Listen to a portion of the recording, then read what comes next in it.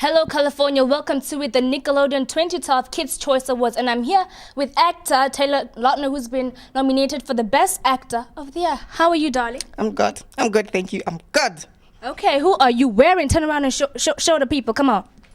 Actually, this is just one of my old vintage clothing. I just picked them from the closet. Then 1, 2, 3, 4, and it looks fabulous. Okay, and have you heard that the First Lady herself, Michelle Obama, is here? Really? Oh, I've heard from the tabloids. Actually, I didn't actually think she will come. I'm honored. I want to sit next to her. Tell them, girl. Okay, you know what?